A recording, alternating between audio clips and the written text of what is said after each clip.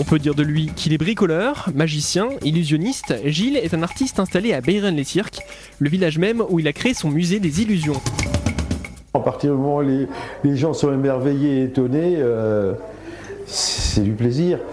Le plaisir de divertir et de mélanger technique et magie. Âgé de 52 ans, Gilles vit pleinement sa passion. Il a créé il y a 6 ans le musée des illusions, un univers truffé de 150 jeux d'optique et scientifiques pour surprendre le visiteur. C'est avant tout l'aspect rationnel de la magie qui fascine cet électrotechnicien de métier. C'est l'étonnement, c'est plein de choses, je sais pas, moi c'est vrai que j'ai toujours reprendre qu'il y a la piste aux étoiles, il y avait les émissions de magie à la télé, il y avait des choses comme ça. La télé, c'était déjà magique à l'époque parce que je suis né en 54, donc la télé c'était tout nouveau, c'était magique, les gens se tournaient autour de la boîte magique et tout ce qu'on voyait dedans c'était... Mais la magie, en fin de compte, j'ai découvert surtout par la science. Parce que la science c'est tellement étonnant et puis quand on creuse c'est tellement passionnant et s'apercevoir que rien n'est laissé au hasard. Plein d'illusions optiques, comme je l'explique dans le musée, en fin de compte on a l'impression que ce sont des erreurs de notre cerveau, mais ils ne font que prouver que notre cerveau travaille bien pour nous aider en permanence. Il faut accepter que notre cerveau de temps en temps fasse une petite erreur. Voilà le robinet du diable, regardez, on peut passer la main parfaitement partout, tout autour. Il n'y a rien, et pourtant on voit bien que l'eau coule. D'où vient l'eau? Où va-t-elle? Voilà, j'en ai mis partout là. C'est bien pour montrer qu'il y a de l'eau là. Je vous le referai pas 10 fois ça. Alors qu'est-ce qui se passe réellement? Alors là, ça c'est le secret du musée. Ça, je vais pas dévoiler tout. Il y a des tours qu'on explique, d'autres qu'on n'explique pas. Mais celui-là fait partie de ceux que... faut mieux garder le secret. Faut garder un petit peu les secrets. Car la magie sans secret, ce n'est plus vraiment de la magie. L'étonnement et la surprise font partie du jeu, Gilles l'a compris très tôt. Rapidement conquis par l'art de l'illusion, il y réalise son premier spectacle à 15 ans dans une maison de retraite, puis signe son premier contrat à 19 ans. Il enchaînera ensuite les prestations sans jamais se lasser de fasciner le public. Le plaisir d'être sur scène, d'amuser les gens, de divertir.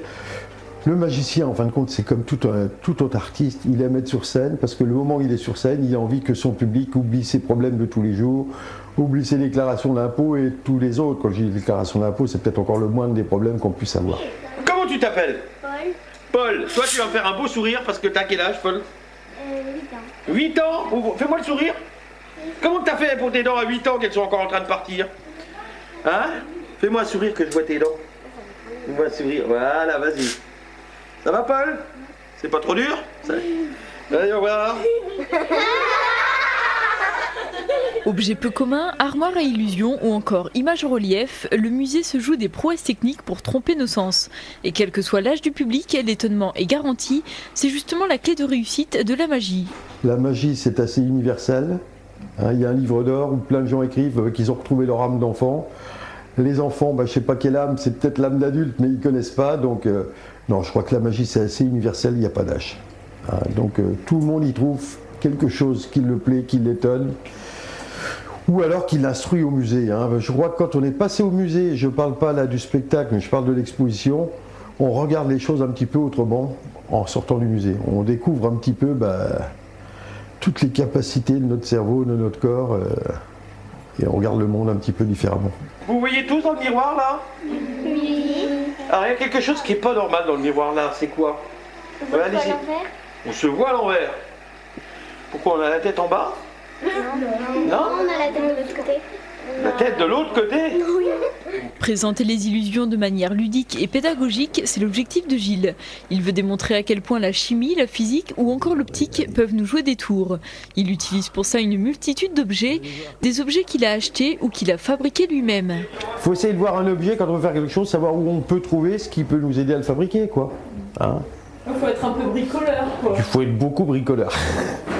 Bricoleur et inventif pour vulgariser un maximum les possibilités scientifiques. Même si Gilles ne révèle pas tous ses secrets, il cherche à redorer l'image de la science, surtout auprès des jeunes. Ce qui est bien, c'est que les gens partent d'ici en ayant appris beaucoup de choses. Ce qui m'étonne, c'est que ça doit être au programme de la classe de 5e, les illusions d'optique. Et j'ai très peu de collèges qui viennent là. Je pense qu'ils viendraient passer une après-midi chez moi. Ça voudrait des heures et des heures de cours. Et après, les enfants seraient passionnés quand ils arriveraient avec leur professeur à parler d'illusions. Les enfants, ce sont justement eux qui découvrent le musée lorsque nous réalisons ce reportage. Leur guide, c'est Gilles et sa femme Marie-Josée, habitués à ce jeune public. Après la visite, Gilles monte sur scène pour un spectacle d'illusionnisme qui fait mouche auprès des spectateurs. J'aimais bien quand je suis montée sur scène et surtout quand José allait aller dans la boîte, j'ai bien aimé.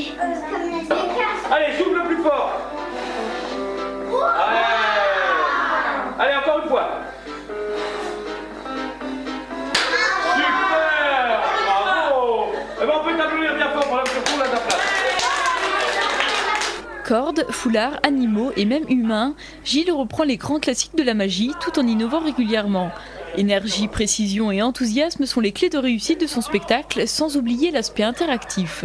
Les enfants montent aussi sur scène pour réaliser quelques tours, l'occasion pour Gilles de les bluffer et de susciter quelques vocations. Au début, je voulais être vétérinaire, mais maintenant, puisque j'ai vu qu'est-ce que c'était un magicien, j'aimerais bien être magicienne. C'est pas trop dur comme métier? Un peu. C'est un métier impressionnant surtout, et il faut savoir le faire. L'autre, tu la mets dans le trou là. Là dans le trou.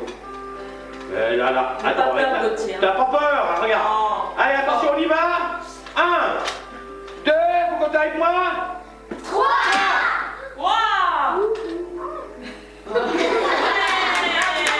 Et la main, côté ta main. Ah ben là, ta main, on peut t'applaudir. Alors là, vous pouvez l'applaudir encore plus fort parce qu'il a été très courageux.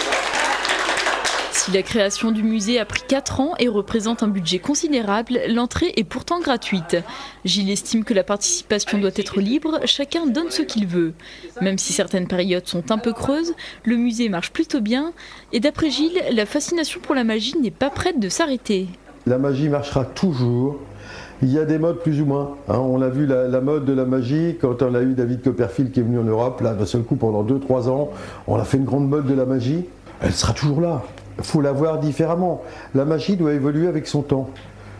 Moi, ce que je trouve ridicule, c'est actuellement de voir encore des magiciens qui se présentent avec le chapeau de forme et la redingote.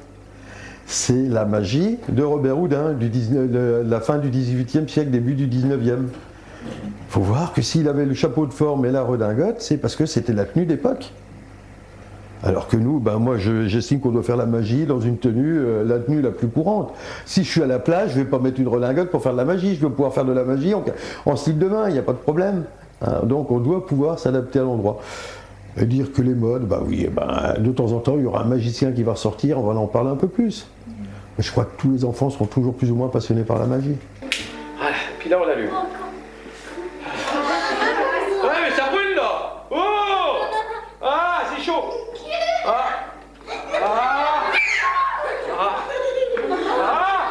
Mais ça brûle vraiment là, hein? Pour découvrir les tours de magie de Gilles, contactez-le au 03 82 51 23 23 ou au 06 68 21 94 47. C'est avec plaisir qu'il vous ouvrira les portes de son musée et de son univers peuplé d'illusions.